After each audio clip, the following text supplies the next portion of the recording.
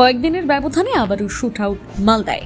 তৃণমূল নেতা খুনের সাক্ষী মেটাতে এবারে গুলি করে তৃণমূল কর্মীকে খুনের চেষ্টার অভিযোগ। মালদার ইংলিশ বাজার থানার অমৃতি গ্রাম পঞ্চায়েতের কানাইপুর এলাকার ঘটনা। গুলিবিদ্ধ তৃণমূল কর্মীর নাম আতিকুল মমিন, বয়স 33 বছর। উল্লেখ্য, গত 10 জুলাই ইংলিশ বাজার থানার লক্ষ্মীপুর এলাকায় খুন করা হয়েছিল তৃণমূল নেতা আবুল কালাম আজাদকে। এই ঘটনায় গ্রেপ্তার করা হয়েছিল দলেরই কাজী গ্রাম পঞ্চায়েতের তৃণমূল সদস্য মইনুল শেখকে। গুলিবিদ্ধ তৃণমূল কর্মীর অভিযোগ, তৃণমূল নেতাকে খুনের মূল সাক্ষী ছিল আতিকুল মমিন। তার সামনে আবুল কালাম আজাদকে খুন করেছিল মাইনুল শেখ। তাই সাক্ষী মেটাতে মাইনুলের ছেলে শহীদ শেখ সহ বেশ কয়েকজন আতিকুল মমিনকে গুলি করে খুনের চেষ্টা করে। জানা যায়, রবিবার রাতে আতিকুল মমিন বানিয়া গ্রাম থেকে বাড়ি ফিরছিল। ঠিক সেই সময় মোটর বাইকে দ্রুত তৃণমূল নেতার ছেলে শহীদ শেখ সহ দুজন এসে তাকে গুলি করে। তার পিঠের পাঁজরে গুলি লাগে। এরপর রক্তাক্ত অবস্থায় তৃণমূল কর্মীকে উদ্ধার করে মালদা মেডিকেল কলেজ হাসপাতালে নিয়ে আসা হয়। খবর পেয়ে ঘটনাস্থলে এবং হাসপাতালে পৌঁছন ইংলিশ বাজার থানার পুলিশ এবং আধিকারিকরা। ঘটনার তদন্ত শুরু হয়েছে। যদিও তৃণমূলের দাবি এটি একটি পারিবারিক বিবাদ, রাজনৈতিক কোনো ব্যাপার নেই। এ বিষয়ে গুলিবিদ্ধ তৃণমূল কর্মীর আত্মীয় আশফাক মমিন জানান, আমার দাদাকে গুলি মেরেছে। কেন গুলি মারলো? গুলি মারলো কি, এর আগে আবুল কালাম আজাদকে যখন মেরেছিল লক্ষ্মীপুরে, তখন আমার দাদার সঙ্গে ছিল, ওকেও মেরেছিল। এদিকে দেখো, ভেবেছিল মরে গেছে, পা দিয়ে ঠেলে দেখেছে, কিন্তু তখন বেঁচে যায় কোনো রকম করে। তো একমাত্র সাক্ষী ওই বেঁচে গেছিল।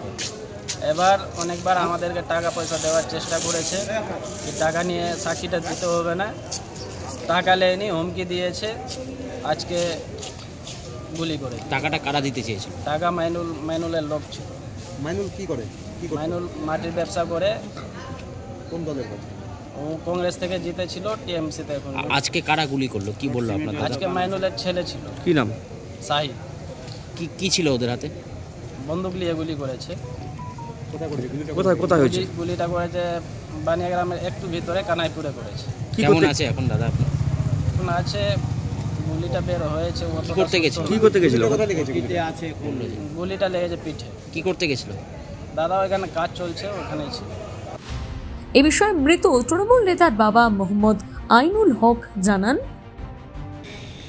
এ হচ্ছে আমার ছেলে যে লক্ষ্মীপুরে মার্ডার হয়েছিল, সেই মার্ডারের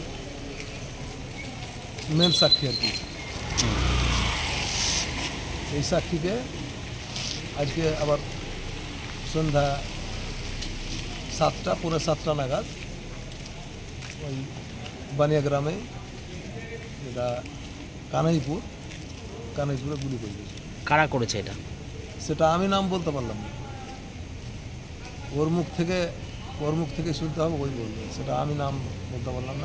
যারা আপনার ছেলেকে খুন করেছিল তারাই কি? ঠিক বলতে পারলাম না, আমি বলতে পারলাম না, ওর মুখেই স্টেটমেন্ট নিতে হবে। এ বিষয়ে বিজেপির সাংসদ খগেন মুর্মু জানান, এরা এখন যে অবস্থায় দাঁড়িয়েছে, তৃণমূলের মধ্যে দ্বন্দ্বটা চরমে আজকে পৌঁছেছে। অর্থাৎ তৃণমূলের তাদের ভাগবাটোয়ারার গণ্ডগোল, এত কেন্দ্রীয় সরকারের প্রকল্পের টাকা তারা যেভাবে লুট করছে, গরিব মানুষের সমস্ত টাকাগুলো লুট করছে, অর্থাৎ এই নিয়ে তাদের ভাগবাটোয়ারা নিয়ে প্রচণ্ড গণ্ডগোল আছে।